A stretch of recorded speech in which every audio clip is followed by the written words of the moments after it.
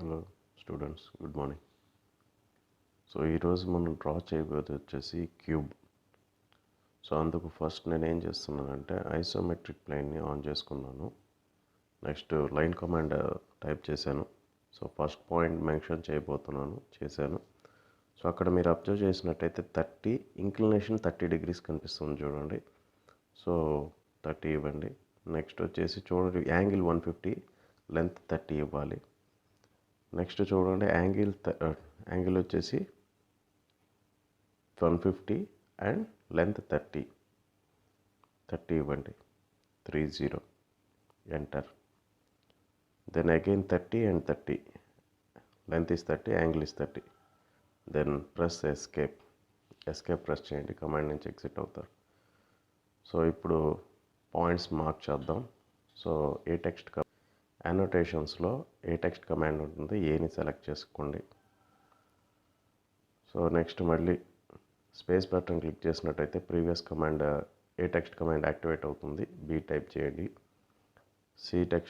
సిని టైప్ చేయండి. Next space bar click చేసినట్టయితే ప్రీవియస్ కమాండ్ ఏ టెక్స్ట్ అనేది యాక్టివేట్ అవుతుంది. డిని టైప్ చేయండి. సో ఇప్పుడు బి అనేది మనకి కొంచెం స్పేస్ ఉండాలి కాబట్టి అక్కడ ఉండేటటువంటి రెక్టాంగులర్ బాక్స్ కానీ క్లిక్ చేసినట్టయితే కర్సర్ పట్టుకొని మనం మూవ్ చేయొచ్చు. సో నెక్స్ట్ లైన్ని నేను డ్రా చేస్తున్నాను. సో హైట్, క్యూబ్ యొక్క హైట్ కూడా సైడ్ 30 కాబట్టి హైట్ కూడా 30 ఉంటుంది. సో ఆబ్జెక్ట్ని సెలెక్ట్ చేయండి, Ctrl+C ప్రెస్ చేయండి, Ctrl+V ప్రెస్ చేసి బేస్ పాయింట్ ఎక్కడైతే ఉంటుందో ఆ బేస్ పాయింట్ దగ్గర క్లిక్ చేయండి. మళ్ళీ Ctrl+V ప్రెస్ చేయండి. బేస్ పాయింట్ సి కాబట్టి సి దగ్గర ప్లేస్ చేసేసేయండి. మళ్ళీ Ctrl+C ప్రెస్ చేయండి, Ctrl+V ప్రెస్ చేయండి. బేస్ పాయింట్ డి దగ్గర ప్లేస్ చేసేసేయండి. రైట్. సో చెక్ చేయండి, బేస్ పాయింట్ డి దగ్గర ప్లేస్ చేస్తాం. నౌ ఇప్పుడు మనం ఏం చేస్తామంటే మళ్ళీ లైన్ కమాండ్ యాక్టివేట్ చేసుకొని సో ఫస్ట్ పాయింట్ నుంచి ఫోర్త్ పాయింట్ నుంచి థర్డ్ పాయింట్ నుంచి సెకండ్ పాయింట్ నుంచి ఫస్ట్ పాయింట్కి లైన్ని మనం డ్రా చేస్తాం. రైట్. సో ఇప్పుడు లోపల ఉన్నటువంటి లైన్స్ అనేవి మనకు కనపడవు, సైడ్స్ అనేవి మనకు కనపడవు. ఈ 3 సైడ్స్ని సెలెక్ట్ చేసుకునేసి డాష్డ్ లైన్ని యాక్టివేట్ చేస్తాం. సో ఇవి డాష్డ్ లైన్గా ఫామ్ అవుతాయి. రైట్. సో ఇప్పుడు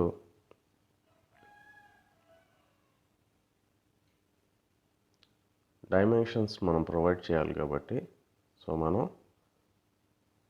ఆప్షన్ ఫస్ట్ని సెలెక్ట్ చేసుకుని సో థర్డ్ పాయింట్ నుంచి సి పాయింట్కి ఉండేటటువంటి డైమెన్షన్ చూపిస్తాం.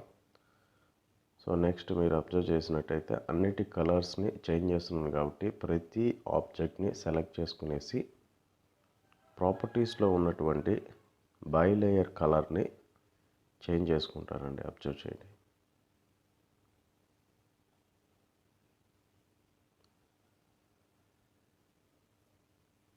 ఓకే. సో మీకు నచ్చినటువంటి కలర్స్ సెలెక్ట్ చేసుకోండి. బట్ ఐసోమెట్రిక్ వ్యూలో మనకు కనపడేటటువంటి ప్రతి ఆబ్జెక్ట్ని కలర్ మనం చేంజ్ చేయాల్సి ఉంటుంది.